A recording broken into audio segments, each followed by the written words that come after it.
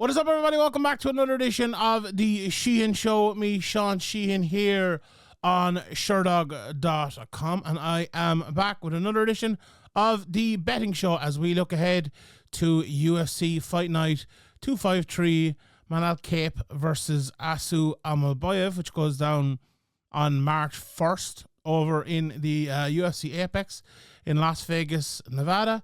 And it's one of those cards that I've had to watch a lot of tape on to prepare for this, because there's obviously a few lads that we've seen before, but a lot of lads that are, either debuting or have had one or two fights maybe in the UFC or the Contender Series that aren't exactly the most memorable. But I think I have 5 bets for you, and we'll see how they go. It's interesting though when you're kind of forced to this. Like if John Jones is fighting, or Dustin Poirier is fighting, I don't really need to watch that much tape. I'll watch a little bit. But when these lads are fighting, you're like, well, I better get to know them a little bit now.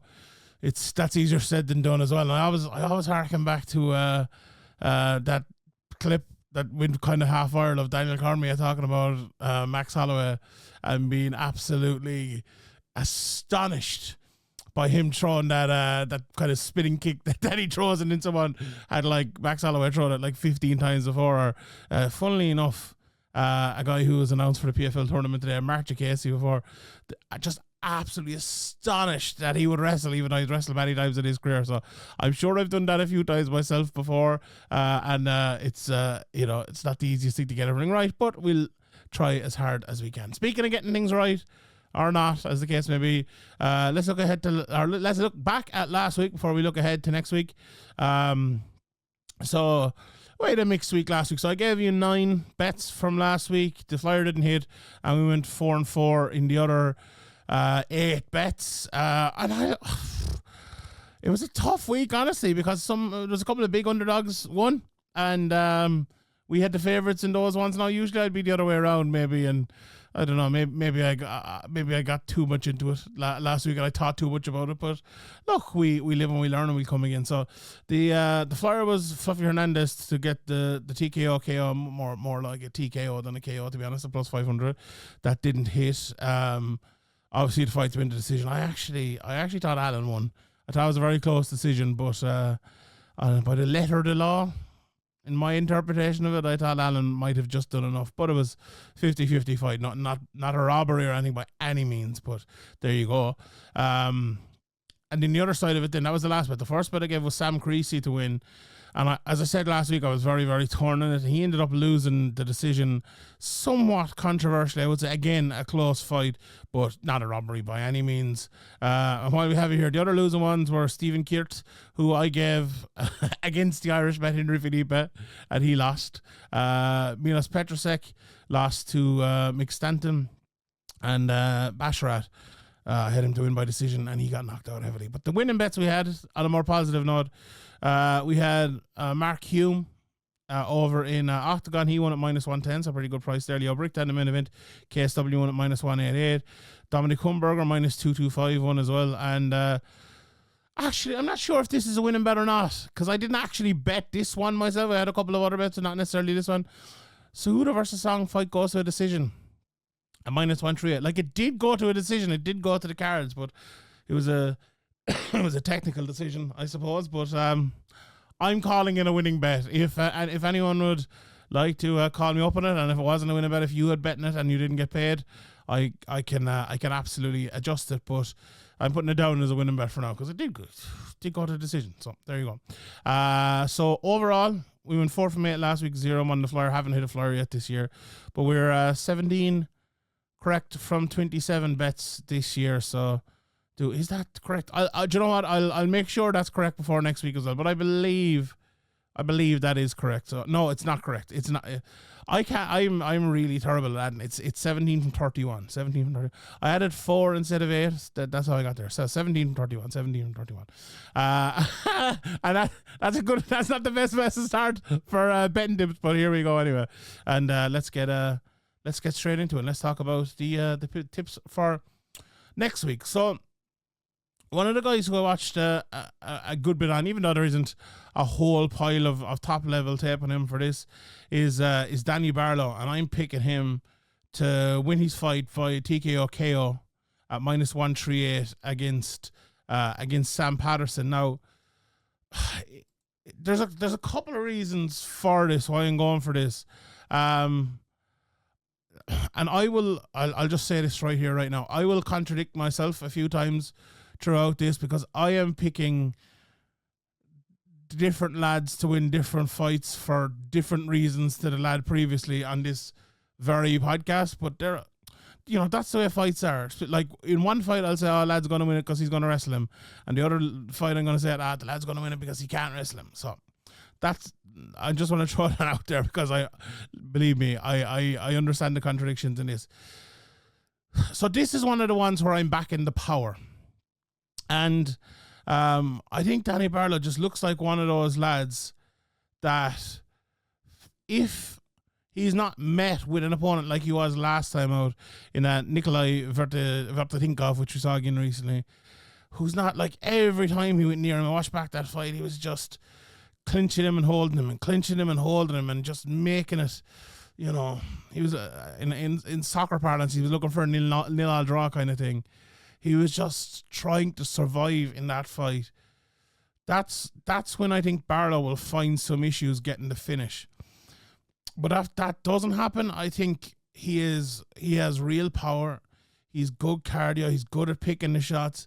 He's a good technical fighter as well. Nice, lovely jab. Now, maybe not as technical as Sam Patterson, or maybe not as good an all-round fighter or good on the ground, but I just think that power is going to be a little bit too much for Sam Patterson. Now, if you look at Barlow and you look at the way he can be got to, as I just said, with like the clinching and just making it tough for him, like, can Sam Patterson do that? I think he can, right? But and this is going to sound a little bit weird here, right? I actually think Patterson is a little bit too clean of a technical fighter. I think Barlow might struggle against your Darren Elkinses, your Fluffy Hernandez's type of fighter who will just catch him and let him go and catch him and let him go and hold him and drag him and pull him. Whereas Sam Patterson, like, lovely, beautiful double leg. Whereas Barlow, I think, is the type of guy, if that happens to him, he might, get an underhook, get to the cage, stand back up type of thing. Where he's, thrown into a technical matchup, I think he'll be very good there, as is Patterson, no doubt about it. But I think if it's a dog fight, not that Barlow would be bad in that or anything, don't get me wrong, but I think others might be better. And I'm not sure if Patterson is the type of guy that's going to dogfight you. Now, having said that, right, if he watches that last fight and sees the good bits from it, now Barlow won that fight and won it pretty easily, but his opponent had, I wouldn't say much offensive success, but he had good defensive success, which if you look at that and think how to turn it into offensive success, I think there is a way forward there. So maybe Patterson will do that, but I don't think so. I think he'll back his own game, and like, he hits hard as well. He's very, very good on the ground and a good submission artist. I just think this is the sort of fight where Barlow will land his shots enough to make it really, really count on Patterson. Like, Patterson has been knocked out a couple of times in his career as well. One very early, obviously, in his career, but once in the UFC as well, against Ian Alamouche. So I think that jab, left hand to God is his left hand to God is Barlow's nickname. I'm always a big fan of Barlow because I can make loads of take that jokes when he's fighting. But I think that left hand is going to be the answer. And I think he's going to get the finish here. Now, I've been wrong before about Sam Patterson. Make no mistake about that. He's a more talented guy than he's given credit for. And, because so Sam Patterson is from, obviously, the UK. And I would cover a lot of the Irish and UK guys, obviously, and a lot of people around my neck of the woods would. But the fact that he didn't come through, your old school BAMA or Cage Warriors or PFL Europe or whatever it might be, he came through the Brave scene. He might not get as much of an appreciation as other guys. Let's say Nathaniel Wood or Fabian Edwards or someone like that, or Mark Casey, who came through, whichever scene it was, they came through, or the Pimblett or other guys like that. So, with that said, again, let's just put it this way. This is a fight night with limited choices, and this is the first one. So, minus 138, Barlow gets the knockout. Now, again, I have gone for ones here on feel an awful lot, and I just have a little, again, feelings. I have a few feelings in this one, and especially the first two. The other three, two of the other three anyway, are I think I'm more certain about them. But the second bet of the week, I'm going for Asu Almabayev to win at minus 180. I looked at that last night now, so let me just check the updated price, and let me just make sure that is 100% correct. Minus 180 still here. Watching a good bit of tape on him and Manel Cape, now here we go. The last fight I picked based on the power of Danny Barlow being too much, maybe for Sam Patterson. I'm picking this one based on the power of Manel Cape not being enough almost. So I think I have a very clear thought in my head of how this fight will go. Now, this is my thoughts on it. This could be completely wrong, but here's what I think. So they'll come out. Cape will try to look for the big shot. Almabayev will try to wrestle him. Cape will stop the wrestling initially, and he will land a couple of big shots. And Almabayev at that stage, so this is the kind of turning point for me. He'll have to decide whether he wants to be a non-stop wrestler or a little bit defensive for a little while. And I think if he can be a little bit defensive for a little while not giving up on the wrestling, I think the 5 rounds will really, really, really suit him. Because he has, in the past, watching some of his fights, been a guy who, he's been to 10 decisions in his career, is well able to do it. Okay, 5 rounds only once back in 2019 outside of the UFC, but he's been to plenty of decisions, won them all, apart from one, won them all in the UFC. He's lost one decision outside of the UFC. And I just think if he can stay there with Cape, weather the storm, don't get knocked out, a little bit like Cannonier and Robocop a couple of weeks ago. Just don't get knocked out, and then take him down and wear him out. I think it's going to be tough for Manel Cape to survive that. Now, again, having said that, Cape could land a big uppercut, land a big flying knee, and knock him out or something in the opening couple of rounds. But I think that's as likely as Almabayev doing what I just suggested, and he's plus 180 to do it. So I think that's a pretty good price, to be honest. Like, I was reading Tom Feely's preview as well, and he kind of said, like, Cape felt like a fighter who had completely changed over the 4-fight winning streak between 21 and 24, and then he did exactly what the old Cape does against Muhammad Mokaev, and just waited and didn't throw the big shot. Like, if that happens, Almabayev will definitely win. But I'm kind of banking on him throwing the big shots, wearing himself out, and not being able for the 5 rounds. Like, again, a guy who's never gone the 5 rounds. 3 and 5 in decisions as well. Let's look at that. If this goes long, if he can take it long, I think there's a big chance Almabayev wins this fight. I think Almabayev's biggest issue in a fight like this, and in most of his fights, I think is his size. 5'4", and I'd be surprised if he was actually 5'4". He's very, very small for the division. But like a guy, I watched a Joe Johnson fight, a guy who is I'm just looking up here, but I would guess he's closer to 5'7" or 8", if I'm not mistaken. I'm just pulling up here. But he had some issues in that, getting inside, but once he caught that kick, once he put him on the ground, he's very, very good on top. And like, he looks like a guy who's going to get kicked off an awful lot because he's a little bit lighter and a little bit smaller. Yeah, Joe Johnson's actually 6 foot. Maybe that's why he looks so small in that fight. So that makes a lot of sense. But back to the point, he looks a bit weaker on top, or weak is not the word, but lighter on top. But he's very, very good at staying there, and he's not just good at being the blanket. He's good at also the transitions. Let's say that from one position to the other, and he'll always win them. So if he can get Cape to the ground a couple of times early, just wear him out a little bit, get him running around, get him throwing those big shots, avoid him.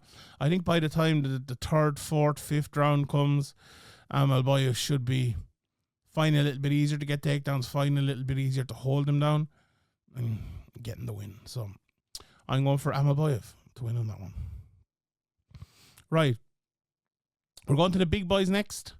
And I'm going for Mario Pinto to win via knockout at minus 150 in his fight against Austin Lane. And I'll be honest, this didn't take much convincing on my part, because watch a bit of Pinto. Pinto, one of those guys, he's 26 years of age, 9-0 LFL champion. The Levels Fight League have been doing good things. Okay, not maybe the toughest levels, to pardon the pun, of guys there. But I know one of the lads he fought, Jaffe Hulton. He's a very, very good prospect on the way up, and he beat him, but that was in his first fight a good couple of years ago now at this stage. But he went to the Contender Series. I'll talk more about that fight in a second, and he won it, got the knockout. And in Austin Lane at the other side of it, he's been in the UFC for a while now, 37 years of age.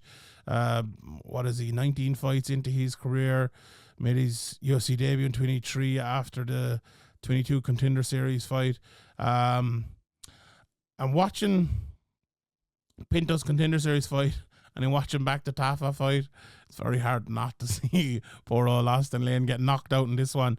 Do you know what I really like about Pinto? He seems, if you were to look at him, right, and maybe it's hard to look at him in this fashion because of the size of him, but he doesn't necessarily look like a heavyweight, and that's one of the greatest compliments you could pay an MMA fighter. Like, he looks like a middleweight or a light heavyweight or something like that in his style, not in his size, right? Because he's like, he waits for his shot, he picks his shots very well, he looks good defensively.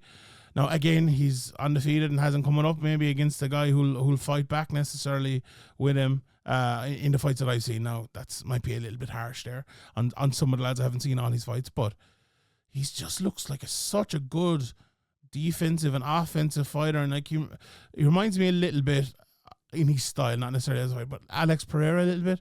Like the way he throws out that left hook with such power and just sparks lads with it. It's a sight to behold, really. And this lad is a real good prospect for the division. Like, he's 6'5" as well. And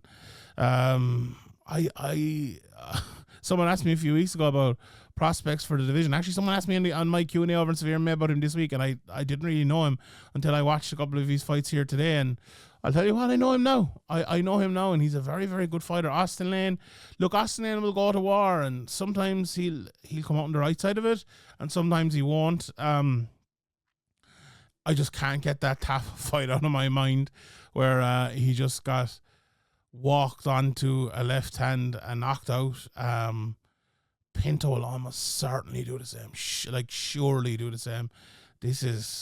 I think this is just a completely different level of fighter altogether. And the fact that this is minus 150 to win by knockout, I think is, I would say that's one of those bets that you look back on in a few fights' time and go, how in God's name was it not minus 500 or minus 1,000 or something like that?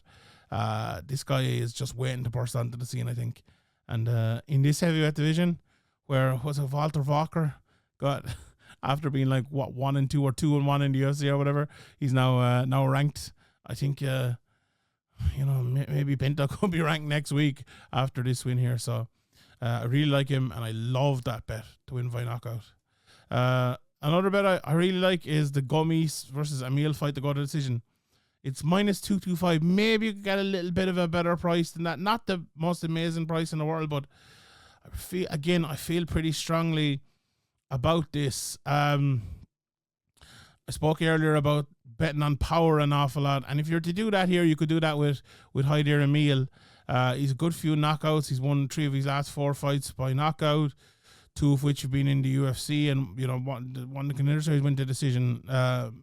But when I look at him, I look at a guy who is still maybe kind of learning the game a little bit at 34 years of age, which isn't the best thing in the world to say. Kind of a very good fighter for 10-0, while still somewhat limited, I would say. And he's coming in against a guy like against William Gomis, who is almost the opposite of that. Now, when I say the opposite of that, I think he's worldly wise.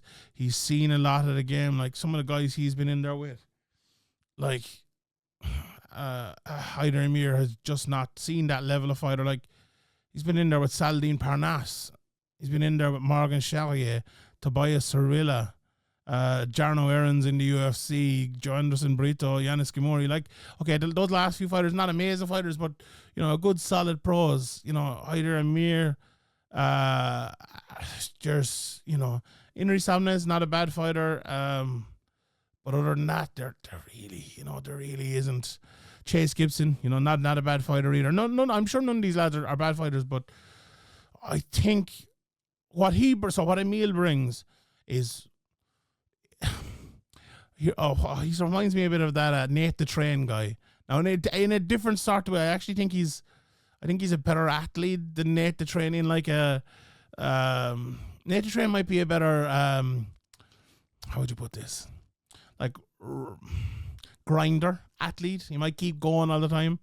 I think Amil is a better like physical athlete in terms of he's a bit stronger, and he's, if they were to do the jump and hit the, who got to jump the highest type of thing, I think he'd win type of thing. I think he's good in that, and he uses his power with that athleticism. But I think the issue around that is maybe he banks in a little bit too much, and sometimes it leads him kind of falling over into shots and, rushing his work a tad. Again, a lot of the pieces are there. He's one of these guys as well I look at and I think, right, give me him, and it's funny because of the age, but give me him in 4 years' time, and he could be a very good fighter, right? But again, the age might be just against him a little bit.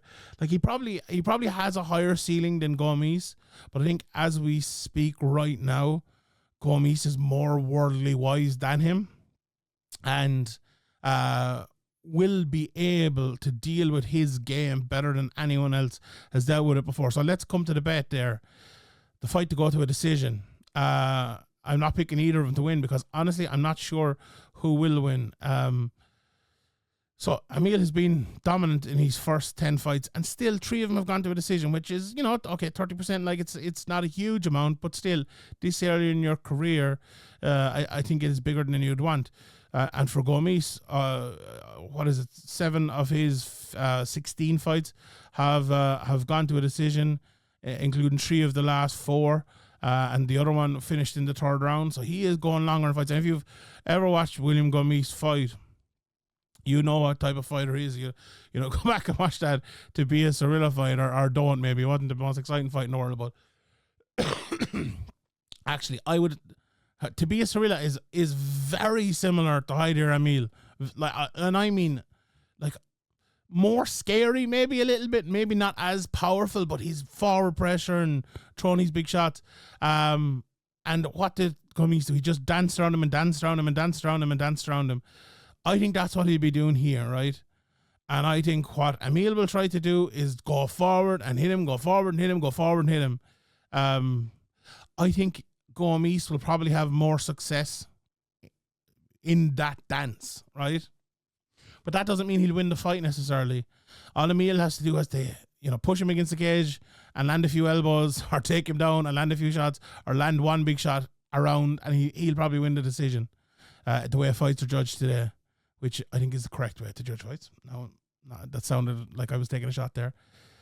But is he going to be dexterous enough to actually catch Gomis enough to finish him or to put big power in him? Now, look, Amil is a powerful guy. If he lands a big shot, he can knock anyone out, absolutely. But I don't think so. I think it's going to be nip and tuck. I think it could be one of those ones, right, where And I remember that, what was the Cheeto Vera fight, whoever he fought, and like he was losing like 4 minutes, bang, landed one shot, and he won the round. Bang, landed one shot, won the next round. Bang, landed one shot, won the next round. This is that type of fight, and I could even see a couple of rounds where he doesn't land the bang, and Gomis wins the round. But I really like this fight to go to decision. I really, really do it. That's why I've gone for a bit of a bigger price in -225. So we will go with that for this one. And the last bet, again, it's kind of slim pickings here.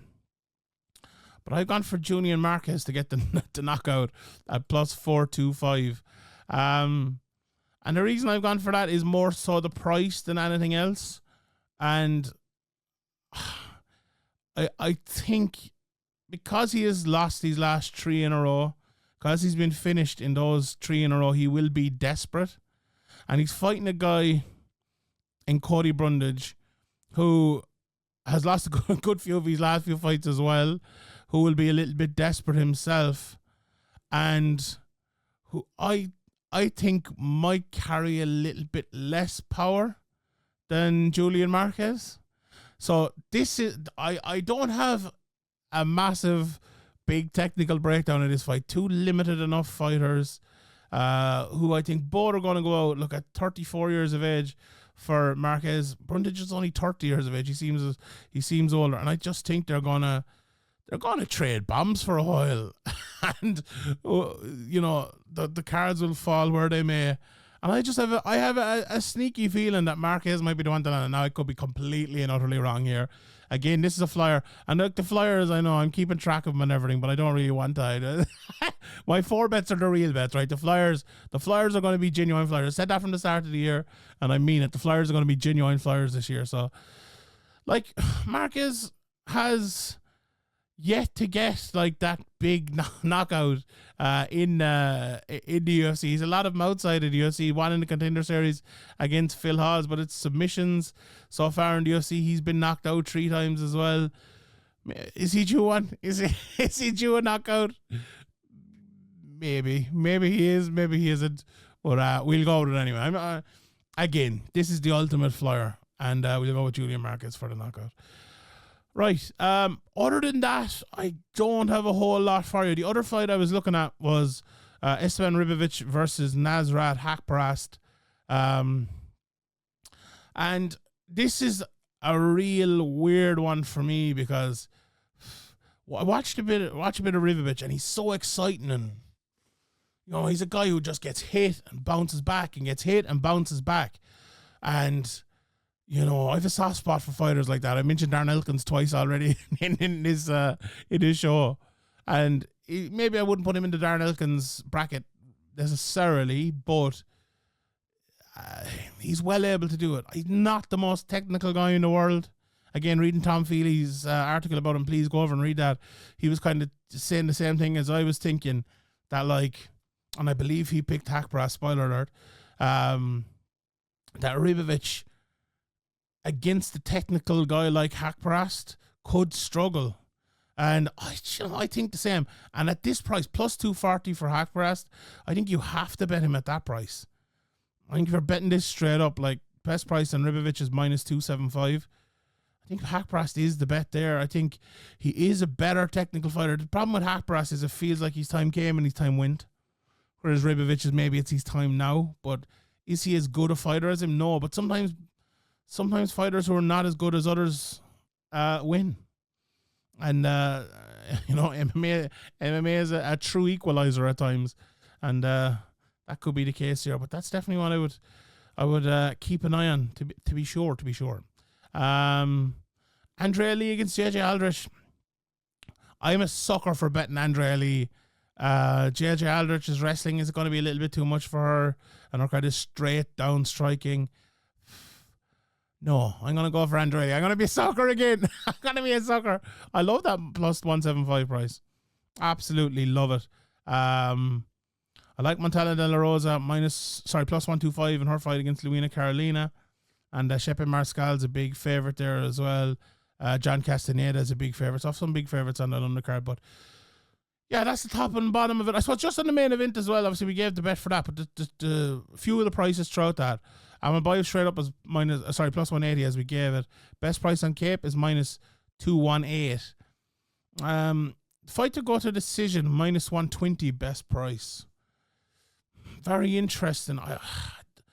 I'm not necessarily against that, but if it goes well for Cape, I don't think it will be going to a decision. If it goes badly for Cape, he might get finished or might go to decision. So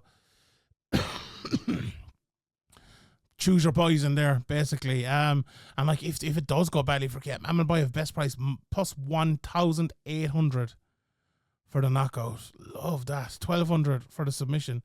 Cape to get the knockout plus 195 again. I think that's a bit low, to be honest. Now he might very well. Look, if it goes well for him, he probably will. But yeah, I think there's a few interesting prices there. So if you have a strong pick on that, I think there is money to be made. But with that, we will end it there. Thank you very much for tuning in. Just to recap the bets again, minus 138 for Barlow to win by TKO. Asu Almabayev straight up plus 180. The knockout win for Pinto, minus 150, minus 225 for the Gomis versus Amil fight to go to a decision. And the flyer of the week, a real flyer, plus 425, Julian Marquez to get the knockout. All right, everybody, thank you very much for tuning in. Let me know your bet for the week in the comment section below. Please bet responsibly. My name is Sheehan for Sherdog.com, and I'll see you all next time.